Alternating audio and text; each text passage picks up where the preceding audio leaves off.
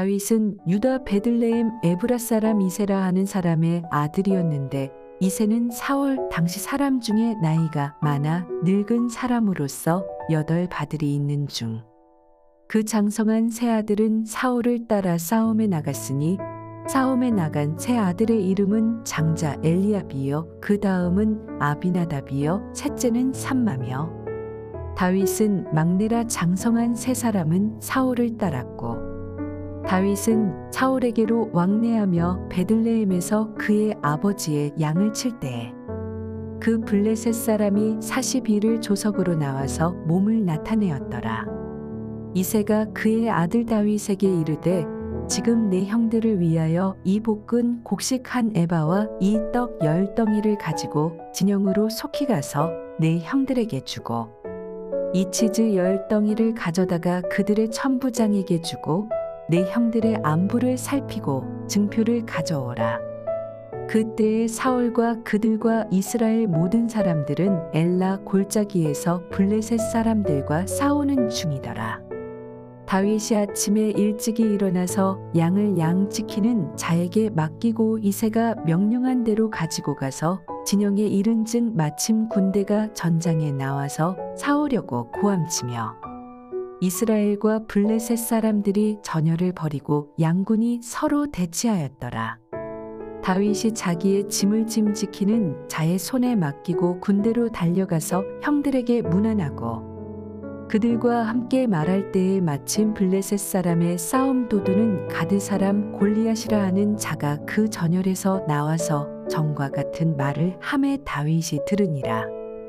이스라엘 모든 사람이 그 사람을 보고 심히 두려워하여 그 앞에서 도망하며 이스라엘 사람들이 이르되 너희가 이 올라온 사람을 보았느냐 참으로 이스라엘을 모욕하러 왔도다. 그를 죽이는 사람은 왕이 많은 재물로 부하게 하고 그의 딸을 그에게 주고 그 아버지의 집을 이스라엘 중에서 세금을 면제하게 하시리라.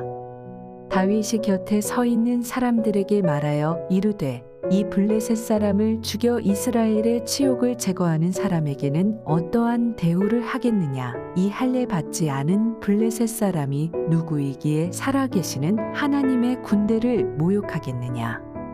백성이 전과 같이 말하여 이르되 그를 죽이는 사람에게는 이러이러하게 하시리라 하니라.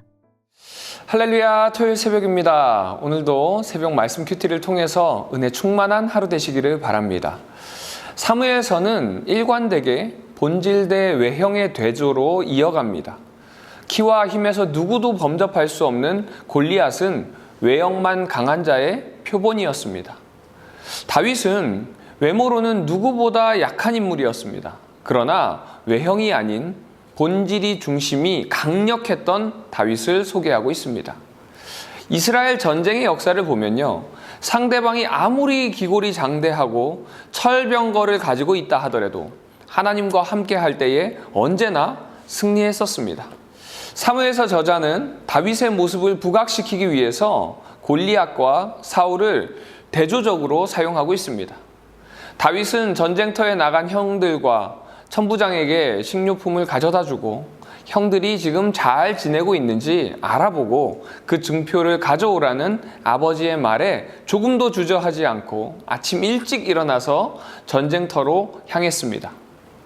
이 전쟁터에서 사울과 이스라엘 백성들은 블레셋과 싸운다고는 하지만 사실 서로 고함치고 전열을 벌이고 그냥 대치하는 상태로 머물러 있었을 뿐이지 전쟁을 마무리하지 못했었습니다. 사무엘서 저자는 이 장면에서 블레셋과의 전쟁에서 지금 문제를 해결하지 못하고 지지부진한 상태에 머물러 있는 이 사울을 보여줌으로써 이제 그가 왕으로서의 역할을 제대로 감당하지 못하는 모습을 드러내고 있습니다. 그리고 이제는 이 사명을 감당하지 못하는 사울왕 대신해서 외형적으로는 전혀 전쟁에 적합해 보이지 않는 왕, 그러나 하나님의 손에 들린 진정한 왕인 다윗이 이 전쟁을 승리로 이끌어가는 것을 보여줍니다.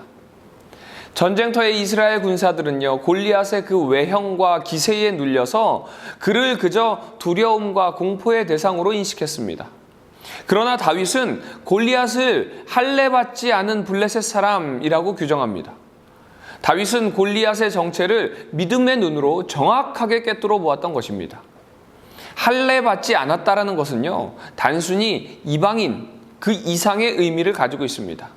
그 이유는요, 할례는 언약의 징표이기 때문에 그렇습니다. 이 언약은 아브라함으로 큰 민족을 이루게 하시고 그들에게 가나안 땅을 주시겠다라는 약속의 말씀입니다. 그러므로 이제 할례를 받았다는 것은 가나안 땅을 약속받은 아브라함의 자손이라는 뜻입니다. 그러나 할례받지 않은 블레셋과 골리앗은 하나님의 언약 백성인 이스라엘에게서 가나안 땅을 빼앗을 수가 없다는 것입니다. 다윗은 이 하나님의 언약을 믿었기에 할례받지 않은 블레셋 사람들에게 가나안 땅을 빼앗을 수 없음을 분명하게 알고 있었습니다. 그렇기 때문에 다윗은 믿음으로 선포할 수 있었던 거예요. 그런데 우리가 다윗의 반응을 볼 때에 굳건한 믿음의 사람, 이런 반응이 필요하다라고 이야기하지만요, 우리가 예수님의 제자들이 예수님께 나아오는 어린아이들을 막았던 것처럼 이런 비슷한 일이 우리에게 일어난다면 100명 중에 99명은 이스라엘 백성들과 동일한 반응을 보이지 않을까요? 그 말은요, 우리가 그만큼 믿음의 눈으로 세상을 바라보기보다는 세상적인 눈과 이성으로 상황과 환경을 바라볼 때가 훨씬 더 많다는 것입니다. 믿음의 사람은요, 세상의 눈이 아니라 믿음의 눈으로 이 땅을 바라보아야 합니다. 그러나 이런 모습은 하루아침에 이루어지지 않습니다. 계속해서 우리의 상황을, 환경을, 세상을 믿음의 눈으로 바라보는 훈련이 필요합니다. 그럴 때에 우리의 삶 속에서 믿음의 승리를 경험하게 되는 것입니다. 다윗은 하나님의 언약을 믿었기에 이제 할례받지 않은 블레셋 사람들에게 가나안 땅을 빼앗길 수 없음을 분명하게 이야기합니다. 그리고 다윗은 이제 이스라엘 군대에 대해서 살아계신 하나님의 군대라고 규정합니다. 이스라엘의 하나님은요, 죽은 하나님이 아니라 살아계신 하나님이고 전지전능하신 하나님이시며 이스라엘을 애굽 땅에서 건져내신 하나님이라는 믿음이 있었던 것입니다. 그러기에 이스라엘 군대에 대한 다윗의 호칭은 이미 하나님을 향한 절대 믿음과 승리에 대한 확신이 포함되어 있었던 것입니다. 하나님을 어떻게 바라보는지가 전쟁에 그리고 이스라엘 민족의 역사에 어떤 영향을 주는지는 사실 이미 광야에서 다 경험했었습니다. 이스라엘 백성들이 출애굽을 하고 이제 가나안 땅을 정탐하기 위해서 모세는 12정탐꾼을 보냅니다. 이제 가나안 땅을 40일 동안 정탐했던 정탐꾼들이 돌아옵니다. 그런데 10명의 정탐꾼의 보고와 2명의 정탐꾼의 보고가 달랐습니다. 10명의 정탐꾼의 보고는 외적인 조건만을 보고 가나안 거민들에 비하면 자신들은 메뚜기와 같다라고 이야기합니다. 그러나 2명의 정탐꾼인 여호수아와 갈렙은 다윗과 같이 믿음으로 가나안 거민들을 보았습니다. 하나님께서 자신들에게 주신 먹이라고 표현합니다. 오늘날에도요, 성도가 사탄의 세력과 영적 전쟁을 벌일 때에 제일 중요한 것은 하나님의 말씀을 근거로 사단의 세력과 하나님의 군대를 정확하게 인식하는 것입니다. 믿음의 눈으로 정확한 지피지기가 된다면 사단의 세력은 더 이상 두려움의 대상이 아니라 하나님이 우리에게 주신 밥일 뿐이라는 사실을 믿으시기 바랍니다.